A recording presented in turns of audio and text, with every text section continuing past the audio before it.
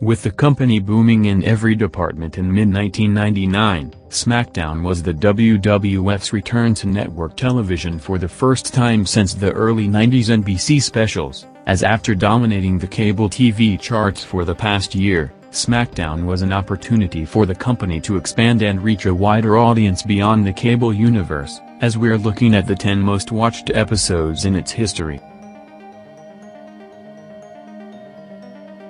After another twist to the Austin car driver storyline on Raw with Rikishi turning on Rock claiming that it was him who planned to run over Austin last year, SmackDown on November 2, 2000 was built on Rock's response to the allegation along with a Rock vs. Kurt Angle WWF title main event set up on Raw. Rock opened the show calling out Austin to the ring, denying Rikishi's claims saying that everything he did to Austin was always face-to-face. With the Rock-Austin confrontation continuing the build-up to their eventual match at WrestleMania 17, bringing out Rikishi and Angle to stir things up with Austin laying out Rock with a stunner to close the segment. The Austin-Rock angle continued throughout the show with Rock not found in his locker room after a crate nearly fell on Austin backstage, with Rock teasing a heel turn and a different demeanor for the rest of the night, along with two other notable matches in Jericho vs. Rikishi and Triple H vs. Chris Benoit. Rock and Angle went 8 minutes in the main event, peaking at over 9.2 million viewers, ending up with Rock having the match won until Rikishi's interference followed by Austin, setting up Rock getting Austin back with a rock bottom to close the show. Unusually taped a day earlier on Wednesday due to a blizzard in Baltimore, SmackDown was built on two major segments in the follow-up of the Royal Rumble pay-per-view. First with Cactus Jack coming out for his response promo on the Triple H street fight at the Garden, calling him out to do it again tonight and bring out Stephanie to the ring, ending up with Stephanie slapping Foley with him giving her another chance to do it again before leaving the building. Other matches on the night saw the Dudleys against Edge and Christian, and Kane vs. Big Show with a post-match angle of Tori turning on Kane to join X-Pac and DX. Hyped throughout the 2 hours with Hunter booking his two big threats to go against each other, Rock vs. Rikishi headlined SmackDown in their first match against each other since Rikishi got over big as a babyface as part of Too Cool to start the year, going 6 minutes with SmackDown going against a president's speech on all major networks, shattered all previous records with a 5.4 rating, the highest rated show in its history. In the middle of the company's SmackDown Your Vote campaign with Rock inviting both presidential candidates to appear on the show noting the WWF's over 14 million weekly eligible voters, October 5 saw Mick Foley waiting for Austin's arrival after taking a stunner on Raw when threatening to suspend Austin if he doesn't stop interfering in matches, hyping the Foley-Austin confrontation for later in the show, with the main event announced in advance with Rock defending the title against Kane. Both segments were saved for a loaded-up second hour with Austin arriving minutes before 9 p.m., with Foley along with security coming to the ring to call out Austin. Foley told Austin after retiring and taking the commissioner role, his job was fun until Austin came back and ruined it, as Austin responded that fun for him was coming back to the ring and he's not gonna stop until he gets revenge, ending up with Foley suspending Austin to set up another stunner. Half an hour later Rock vs. Kane main evented the show for the title, going 9 minutes before Kurt Angle's interference to lay them out, as a week after Raw's move to TNN, SmackDown remained at record levels with over 8 million viewers overall. 3 days from WrestleMania 17, the buzz for the show was peaking after the official announcement of Vince McMahon buying WCW on Monday in the final build-up for the Rock vs. Austin main event. SmackDown featured the follow-up of the Shane WCW storyline and the final sell for the pay-per-view card including two angles for the Taker Triple H match with Taker getting arrested and Hunter throwing his motorcycle off the stage.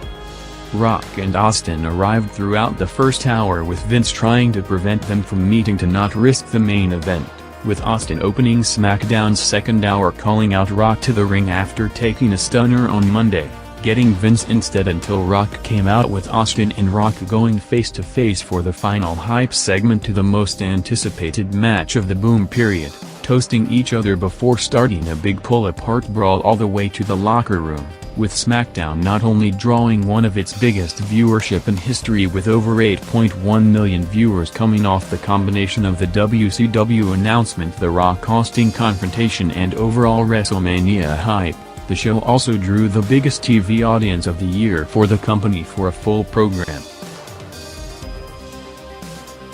With SmackDown coming from Philadelphia in good timing after a week of chaos for ECW with wrestlers jumping ship and a belt changing hands multiple times, ending with the unique situation of a WWF wrestler beating a WCW wrestler for the ECW title. The WWF set up a crossover match between the companies with Taz coming out on SmackDown to challenge Triple H for a match tonight in ECW territory, including Hunter openly acknowledging ECW on air during the promo, with the match seeing Hunter pinning Taz after also taking out Tommy Dreamer.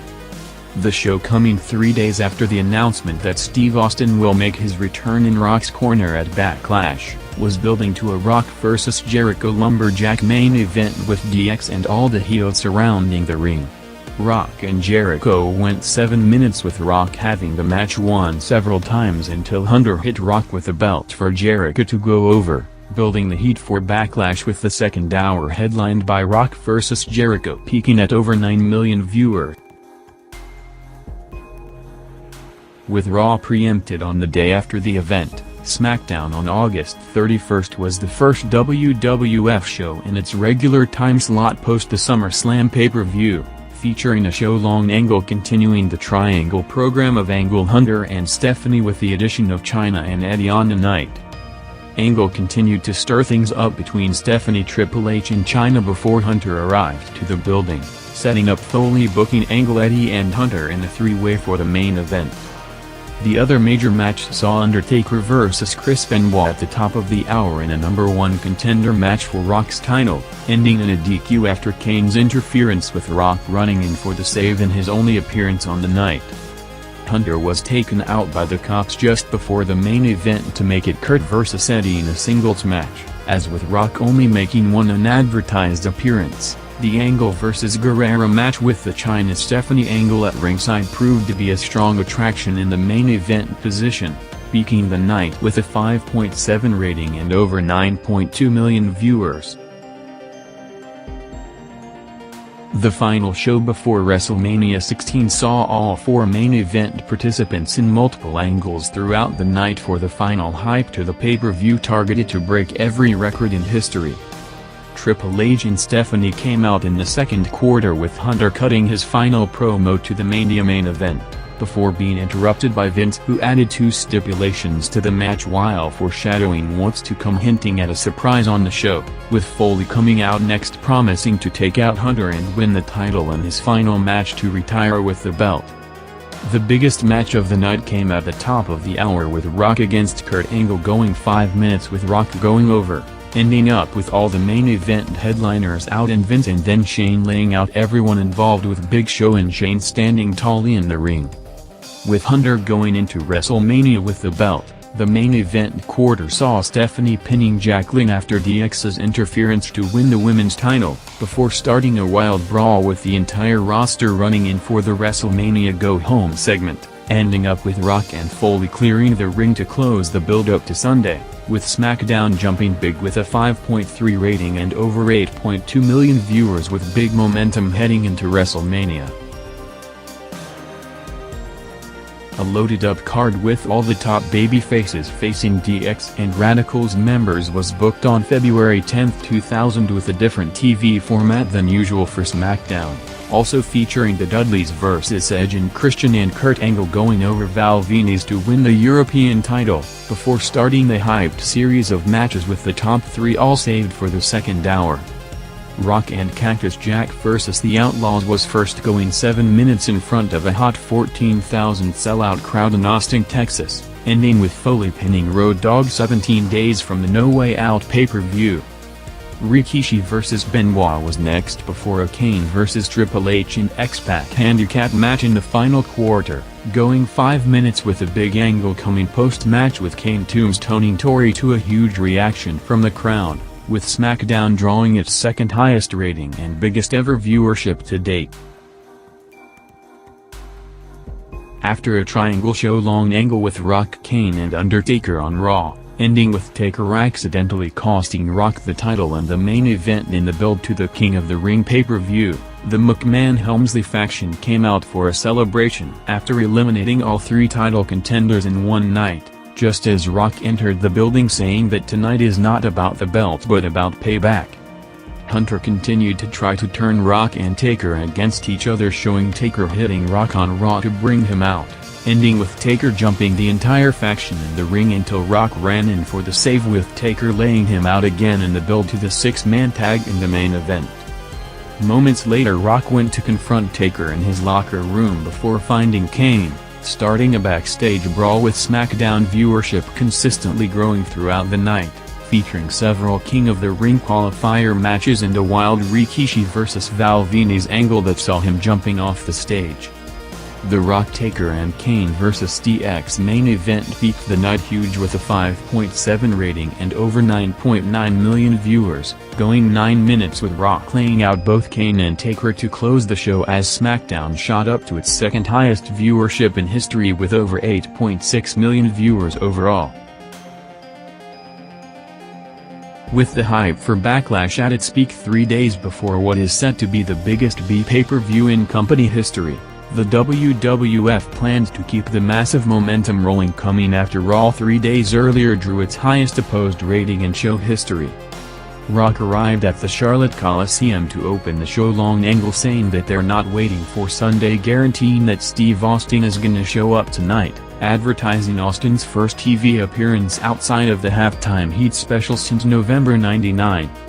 After the big announcement with the 15 minutes Rock McMahon segment already bumping SmackDown to peak levels with over 9.5 million viewers, Rock left the arena in a limousine to leave the faction searching for Austin for the next hour in a series of backstage skits from different locations all over the building, starting with Austin-related hints until ending up finding a live rattlesnake in their locker room.